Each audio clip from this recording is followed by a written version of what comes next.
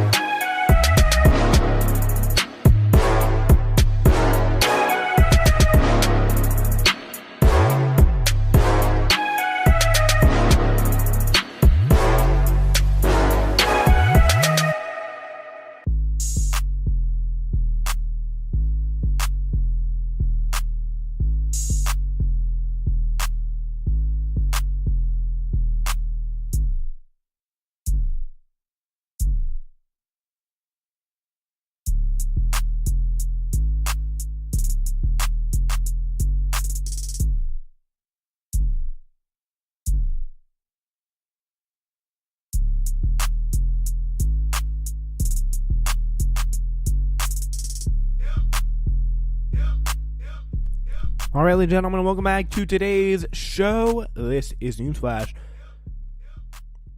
Got in right through that break, and that's pretty cool. So, yeah, we are back on today's show. We have a lot of stuff for you. So don't you even deny it. Just get ready, get excited, because of what we got today. So first, Mark Zuckerberg, after watching the former founder and CEO's 48-hour trip to Capitol Hill, there are two possible conclusions. Mark Zuckerberg deliberately misled Congress, or Mark Zuckerberg knows very little about his own company. I'd take the first one. I think he knows a little bit about Facebook, which he created.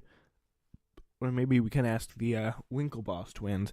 Again and again, both the Senate and House committees, Zuckerberg pleaded ignorance about the company he created and has controlled for 14 years. Zuckerberg wasn't dodging questions about obscure corners of the company or corporate minutia, but most plainly fundamental aspects of Facebook's business and privacy policies.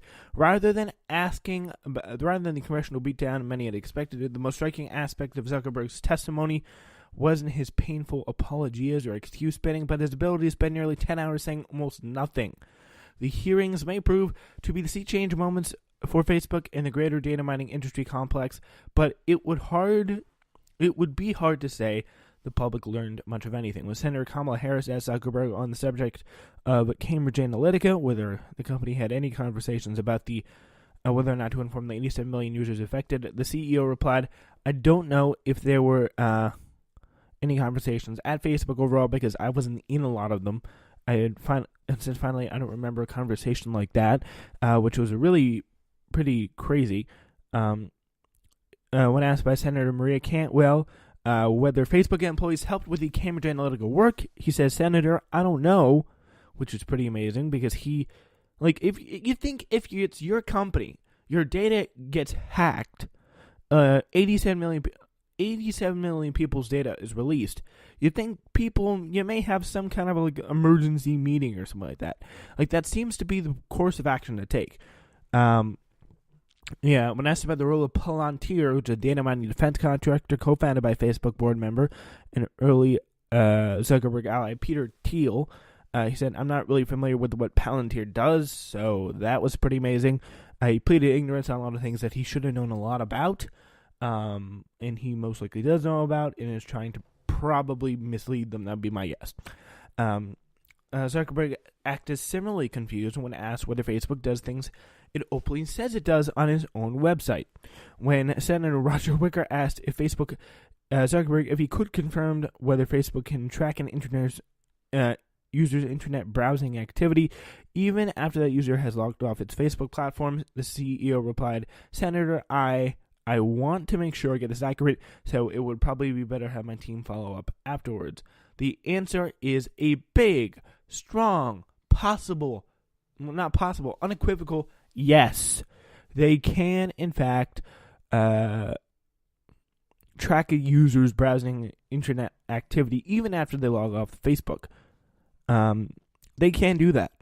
According to Facebook.com, that's my source. If you're logged out or don't have a Facebook account and visit a website with the like button or another social plugin, the browser sends us a more limited set of info. So if you visit anywhere with a like button on it, a Facebook like button on it, then they know you went there. When Senator Roy Blunt asked Zuckerberg whether Facebook tracks users across devices, from iPhone to their iPad, the answer was, he was not sure of the answer to that question. Not a surprise. Meanwhile, if you look on Facebook.com, the senator could have found the answer to the question. So here it is. It says, quote, "Typical digital retargeting technologies rely on cookies, but they're not always accurate. If you have multiple people sharing a computer, if your audience is moving between desktop, mobile, or tablet devices, you could be wasting your budget on the wrong audience." This is like a advertising pamphlet. It looks like a advertising manual, an advertising kind of like introduction piece. So that's labeled under the heading "the challenge," and then there's the solution. Oh goody, we have a solution. Instead of relying on search interest based on cookies, which can overlap, target real individuals. Don't target cookies. Target actual people. Target real individuals. This is where Facebook has its biggest advantage over its competitors. It's maybe the only platform. It is the only platform where you can actively target individuals who may be interested in your products instead of hoping that you show up in the search. One great way to reach real people is with custom audiences from your website. These identify people with Facebook IDs who have visited a specific product page or added products to a cart. Once a custom audience pixel is placed on your website, you can use that data to remarket to your visitors across all devices. And then there's a heading on the very bottom that says, "Try this. Test your Facebook retargeting against your display campaigns on the Google Display Network and see how the results compare." And my guess is they think they'll be way better because they can target across all devices and Google cannot. Google's probably like, "Hey, we got to get some of that." On 13 separate occasions, on the first day of testimony, Zuckerberg told senators that he would have his team eventually follow up with the answer. Zuckerberg's evasiveness and misleading nature, to put it politely, continued well into the House hearing, including examples less generous observers might call flat-out lies. Hot take: the question about Face Mash and the Zuckerberg rating girls at Harvard was really good. Reminder that Facebook's touchy-feely origin story was constructed ex post facto, which is some obnoxious Latin there by Kevin Roose on Twitter. Here's another tweet from Kevin. Zuckerberg tells Rep Mullen that Facebook can't track you when you're on non-Facebook apps, but Facebook owns and promotes a VPN service, Onavo. Shoot, I may be using that. That is explicitly designed to track user activity across apps. Well, do I have an Avo? Shoot, I think I may have an Avo. Facebook's tracking me. All right, that's very interesting. So we don't get to this really kind of direct information, but I have a VPN right now for like school and all that, and I believe the exact type of VPN I'm using right now is Onavo from Onavo Incorporated, which Facebook designed explicitly to track non-Facebook users across apps. So that is the best. Thank you. Thank you, school. Thank you a lot. It was only in the House session that anyone called out Zuckerberg's unwillingness to act like he'd been running Facebook since 2004, when Representative Debbie Dingell blasted the CEO, which sounds pretty funny. funny name for someone who's blasting a CEO, but she says, as CEO, you didn't know some key facts. You didn't know about your major court cases regarding your privacy policies against the company. You didn't know the FTC doesn't have finding authority, and that Facebook could not have received fines from 2011 from the 2011 consent order. You didn't know what a shadow profile was. You didn't know how many apps you need to audit. You did not know how many other firms had sold data by Dr. Kogan, other than Cambridge Analytica and Unoia Technologies, even though you were asked that question yesterday.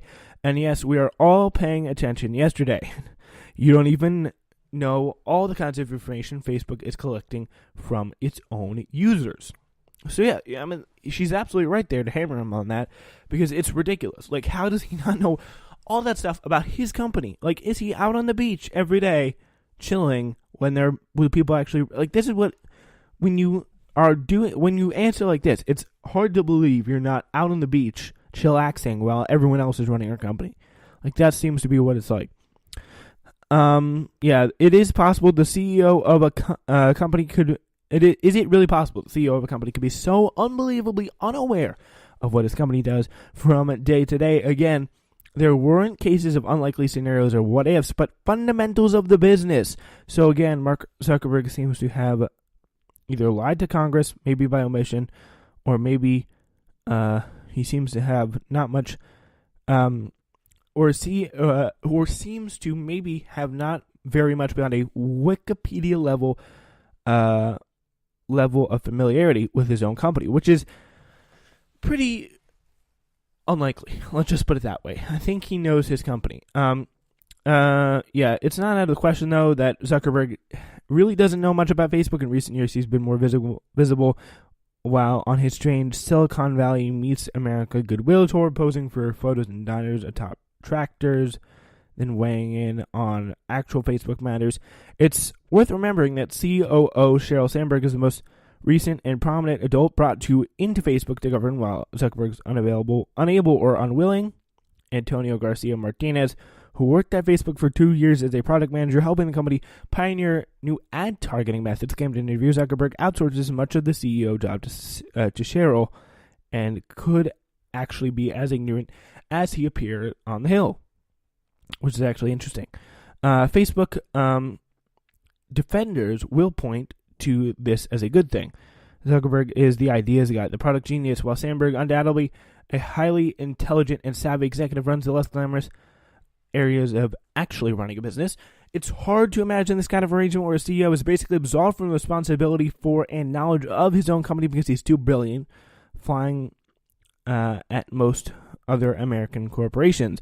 But it's doubly troubling that Facebook's current crisis is a crisis of accountability and outrage over the existence of a giant information-swallowing machine so vast and powerful no one really seems to be able to explain it, and this guy who ran the company does not know, and made the company and runs it right now, does not know anything, and I mean anything about it. So that's the incredible thing. Now we have to move on to Mike Pompeo, and Democrat activists around the country have been energized by the nomination of Mike Pompeo as the new Secretary of State, kicking off a bout of organizing around foreign policy that has little precedent outside the lead up to an imminent invasion. The question now is whether the enthusiasm will transfer to Senate Democrats themselves, or whether they will usher through, as they did in January 2017, usher him through as he will. When he was confirmed as CIA director, they'll be like, right this way, sir. Senate Minority Leader Chuck Schumer voted to actually confirm Pompeo last year. Let's take a look at his record. Pompeo is a committed Islamophobe and war hawk and has galvanized opposition, particularly for his hostility to the Iran nuclear deal, which Democrats see as a signature piece of the legacy of former President Barack Obama. Ripping up the deal would march the United States down a path that leads inevitably to war. So that's a little disturbing. Pompeo, who has previously represented Kansas in Congress, will appear before the Senate Foreign Relations Committee on Thursday, where Republicans will hold a one-member advantage. But with Senator Rand Paul having already announced his opposition, this means the United Democratic Front could reject Pompeo in his committee. So Rand Paul is opposed to this guy becoming Secretary of State. So that means the Democrats, they have a possible shot here. They can push something out if they don't do it.